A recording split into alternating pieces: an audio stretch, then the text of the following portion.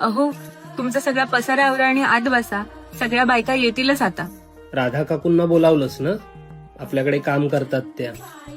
अहो, तुम्ही विसरताय का हल्लीच त्यांचा नवरा गेलाय ते? नवऱ्याच्या जाण्याचं दुःख हे मोठं, पण ते का कोणी आयुष्यभर धरतं?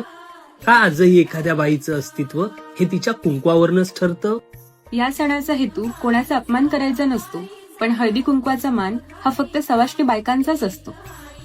तिच्या सहभागी होण्या न होण्याचा निर्णय हा कोणात तिसऱ्याचा नसावा. सुहासिनीचा असण्या अगोदर हा सण स्त्रीच्या सन्मानाचा असावा. पण साध्या राणीतच प्रत्येकाला विधवेचं चारित्र्य चांगलं दिसतं. असं म्हणतात, पतीच्या जाण्यानंतर बाईचा शृंगारही पाप असतो.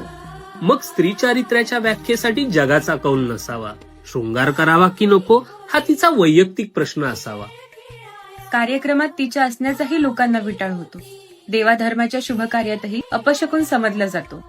विधवा सधवा समान हा विचार प्रत्येकानेच मनी धरावा. फक्त हळदी कुंकवापुरता नको, तर आयुष्यभर स्त्री जन्माचा सन्मान देखील करावा. समानतेच्या ह्या गोष्टी फक्त टीव्ही सिरियल मध्येच घडतात. प्रथेची चौकट ओलांडणाऱ्या बाईला समाजात हजारो नावे पडतात. मग नवऱ्याच्या जाण्याने बदललेलं आयुष्य फक्त स्त्रीनेच का जगावं?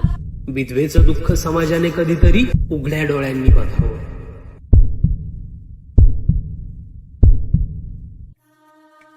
काय ग, तू कुठे चाललीस? राधा काकूंना बोलवायला.